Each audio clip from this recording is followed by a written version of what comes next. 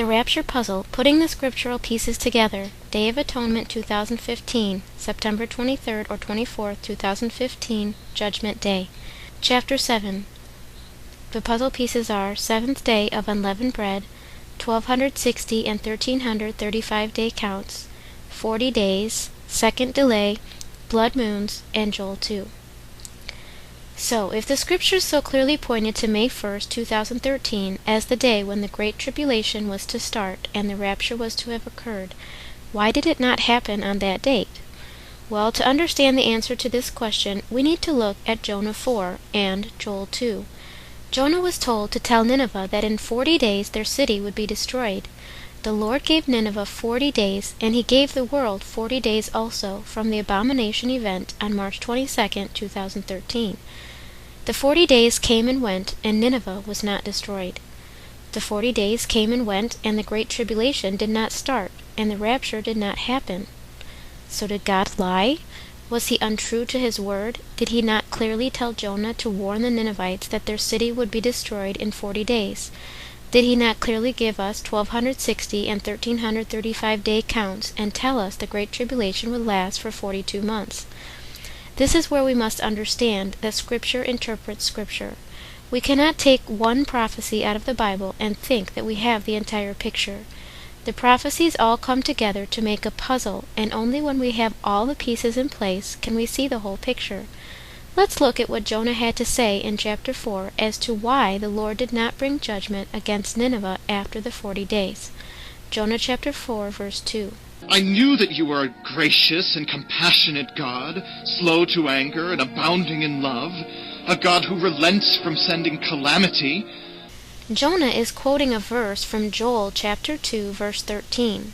Return to the Lord your God, for he is gracious and compassionate, slow to anger and abounding in love, and he relents from sending calamity. The Lord wants us to put these two verses together and look at the context of Joel 2 to see what he is trying to say.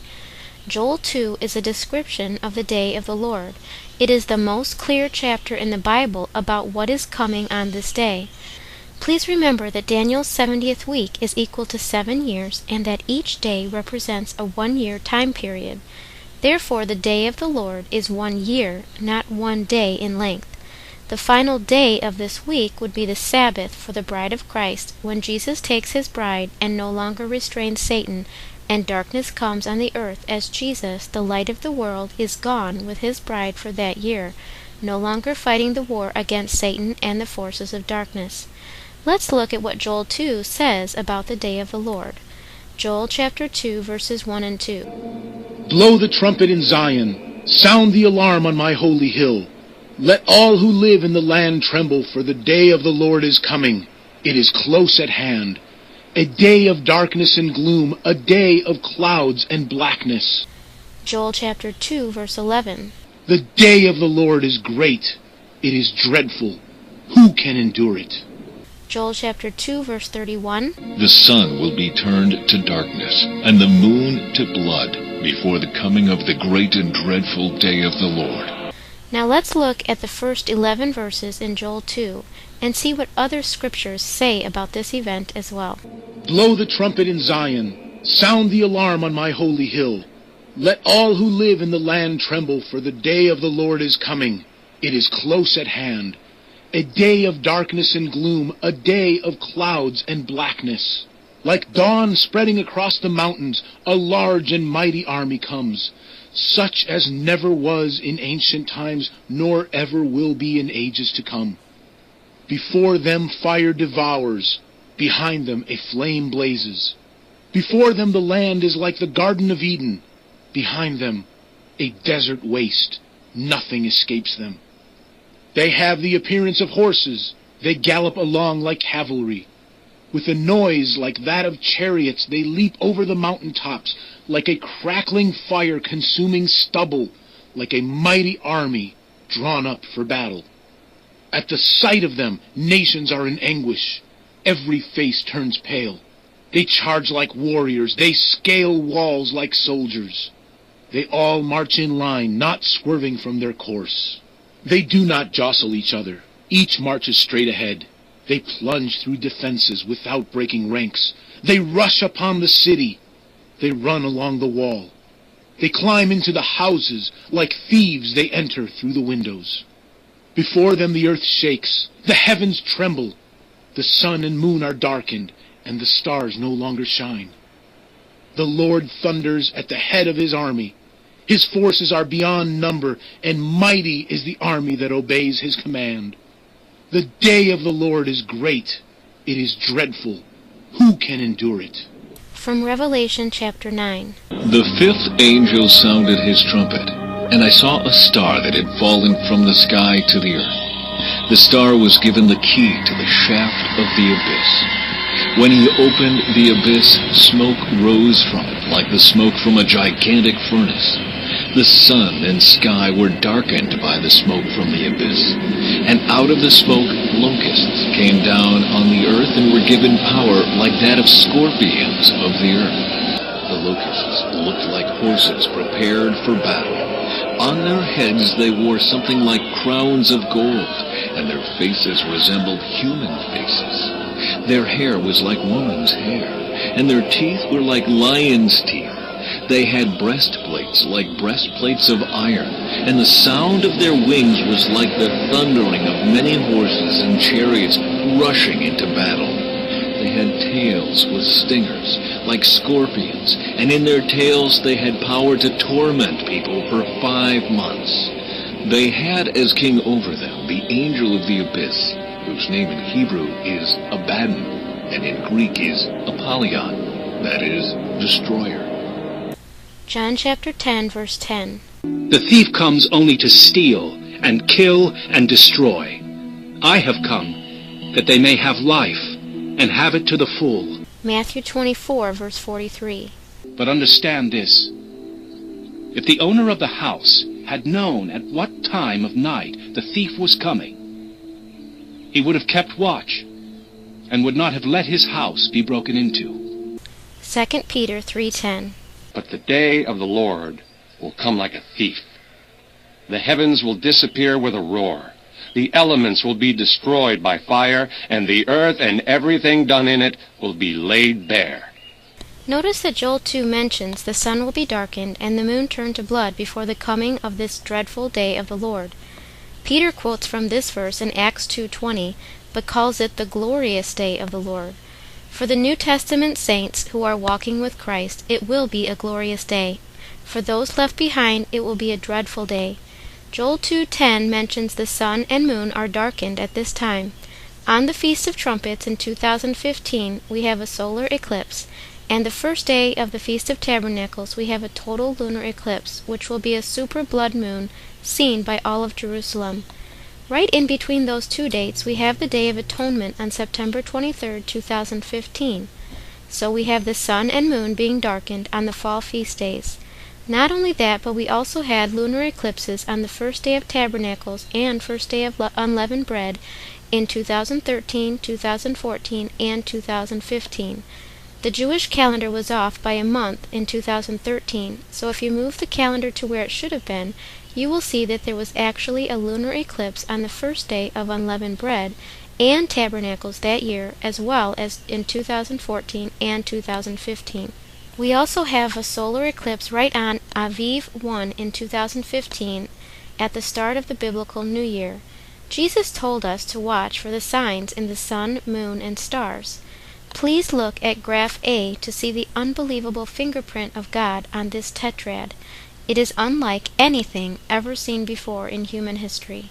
Now let's look at what else Joel 2 tells us about this day. Joel 2, verses 15 and 16. Blow the trumpet in Zion. Declare a holy fast. Call a sacred assembly. Gather the people. Consecrate the assembly. Bring together the elders. Gather the children, those nursing at the breast. Let the bridegroom leave his room, and the bride her chamber. In this verse we see the trumpet sounding, a holy fast being declared, and a sacred assembly called. All three of these take place on the Day of Atonement. From Numbers 29, verse 7. 10 days later, on the 10th day of the same month, you must call another holy assembly. On that day, the Day of Atonement, the people must go without food and must do no ordinary work. Leviticus 25:9 says, Then have the trumpet sounded everywhere on the 10th day of the 7th month. On the Day of Atonement sound the trumpet throughout your land. The bridegroom is to leave his room to go get his bride from her chamber. Joel chapter 2 verse 31 and 32 says, The sun will be turned to darkness, and the moon to blood, before the coming of the great and dreadful day of the Lord. And everyone who calls on the name of the Lord will be saved. For on Mount Zion and in Jerusalem there will be deliverance, as the Lord has said, even among the survivors whom the Lord calls. Luke 21:36 says, Watch ye therefore, and pray always, that ye may be accounted worthy to escape all these things that shall come to pass, and to stand before the Son of Man. From Revelation chapter 6 verses 12 through 17. And I beheld, when he had opened the sixth seal, and lo, there was a great earthquake, and the sun became black as sackcloth of hair, and the moon became as blood, and the stars of heaven fell unto the earth, even as a fig tree casteth her untimely figs when she is shaken of a mighty wind. And heaven departed as a scroll when it is rolled together, and every mountain and island were moved out of their places. And the kings of the earth, and the great men, and the rich men, and the chief captains, and the mighty men, and every bondman, and every free man, hid themselves in the dens and in the rocks of the mountains, and said to the mountains and rocks, Fall on us, and hide us from the face of him that sitteth on the throne, and from the wrath of the Lamb. For the great day of his wrath is come, and who shall be able to stand? Psalm chapter 24 verses 3 and 4. Who may ascend the mountain of the Lord? Who may stand in his holy place? The one who has clean hands and a pure heart, who does not trust in an idol or swear by a false god. So to answer the question as to why the Lord is shortening the days of the Great Tribulation, it is because of his incredible grace and compassion towards humanity. He is a gracious and compassionate God, abounding in love, and he relents from sending calamity. See Jonah 4 and Joel 2. He does not want to send his wrath. If he had allowed the Great Tribulation to begin in May 2013, no flesh would have survived for 3.5 years. Not one person would be alive to witness the second coming of Christ to the earth. Satan would have killed the entire human race in less than 3.5 years if Jesus was not restraining him. And for those who have been left behind, he is still calling out to you from Joel chapter 2, verses 12 and 13. Even now, declares the Lord, return to me with all your heart, with fasting and weeping and mourning. Rend your heart and not your garments. Return to the Lord your God, for he is gracious and compassionate, slow to anger and abounding in love, and he relents from sending calamity. It is important to note also that the book of Jonah is read by the Jewish people on the Day of Atonement. Why in the world do the Jewish people read the book of Jonah on this day? Because the Lord is trying to point all of us to the connection between Jonah and Joel chapter 2, how the Lord was to have brought his judgment on May 1st, 2013, 40 days after the abomination was set up and the start of the 1260 and 1335 day counts. But because of his compassion and mercy, just as he delayed his judgment against Nineveh after a 40-day period, so also he has delayed his judgment on the world until the Day of Atonement in 2015, at the end of the 6th day of Daniel's 70th week. Joel 2 makes clear reference to the Day of Atonement in chapter 2, verses 15 and 16. Blow the trumpet in Zion, declare a holy fast, call a sacred assembly, gather the people, consecrate the assembly, bring together the elders, gather the children, those nursing at the breast. Let the bridegroom leave his room, and the bride her chamber. The Lord wants us to connect the story of Jonah to Joel chapter 2, which is a description of the day of the Lord starting on the Day of Atonement during the fall feasts, when the sun is darkened on the Feast of Trumpets and the moon turns to blood on the Feast of Tabernacles.